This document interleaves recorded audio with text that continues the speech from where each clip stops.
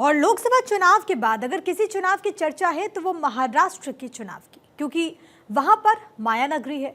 वो भारत की आर्थिक राजधानी है। वो देश की जीडीपी में बड़ा हिस्सा रखती है। इसलिए देश की दोनों बड़ी पार्टीज वहां पर सरकार बनाने के लिए हर संभव प्रयास करने में लगी है। खास तौर पर लोकसभा चुनाव में महाराष्ट्र में पिछड़ने वाला महायुति गठबंधन विधानसभा के चुनाव में कोई कसर नहीं छोड़ना चाहता। जहां पर महाराष्ट्र में विधानसभा चुनाव को लेकर हलचल तेज होने लगी। किसी भी दिन चुनाव की तारीखों का ऐलान हो सकता है।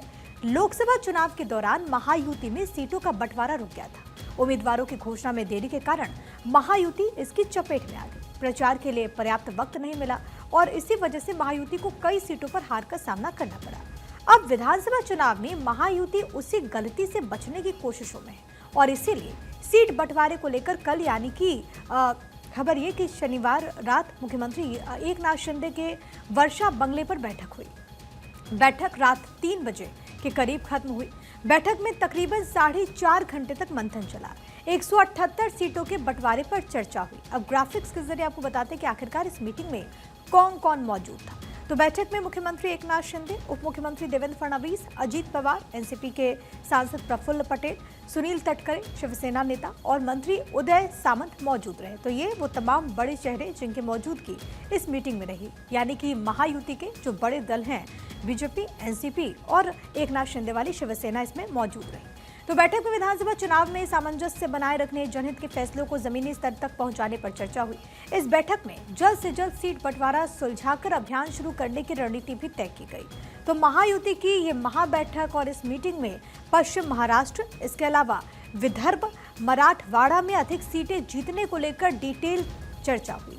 विदर्भ में 62, पश्चिम महाराष्ट्र में 70 और मराठवाड़ा में 46 विधानसभा की सीटें आती हैं। इन तीनों हिस्सों में सीटों की कुल संख्या अगर आप जोड़ लें तो 178 हो जाती है। इसीलिए महायुति को विधानसभा चुनाव जीतना है तो ये 3 हिस्से को जीतना बहुत ज्यादा जरूरी है। दिलचस्प बात यह भी है कि लोकसभा की इन तीनों सीटों पर महायुति को काफी नुकसान हुआ था।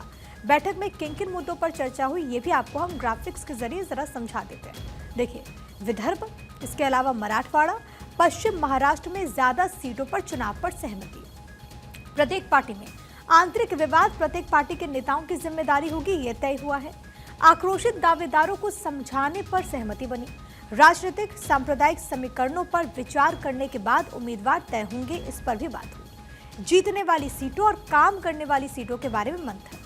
चुनावी वादों में लोगों से जुड़े मुद्दों को प्राथमिकता देने पर जोर। चुनाव का सामना करते वक्त विवादास्पद मुद्दों से सख्ती से बचे, इसको लेकर के भी एक राय बनी है।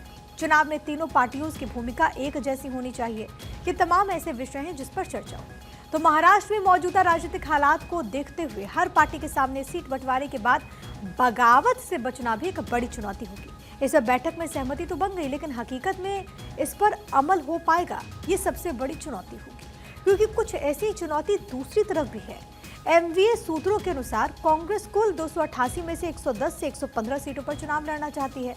उद्धव की शिवसेना 90 से 95 और एनसीपी शरद चंद्र पवार गुट जो है वो 80 से 85 सीटें चाहती है। इसी वजह से उनमें भी बात नहीं बन पाई। हालांकि अभी तक कुछ भी अंतिम रूप से फाइनल नहीं हुआ, लेकिन कांग्रेस के सोर्सेज ने कहा कि पार्टी आलाकमान 100 सीटों से कम पर सहमत होने की संभावना नहीं है उसकी। महाराष्ट्र में सीट शेयरिंग दोनों ही गठबंधनों के लिए सबसे बड़ा मुद्दा है, चुनावी हार जीत से भी बड़ा मुद्दा, और इसी को लेकर के बैठकों का मुद्दा लगातार जारी है, जिसमें कई विषयों पर चर्चा हो रही है।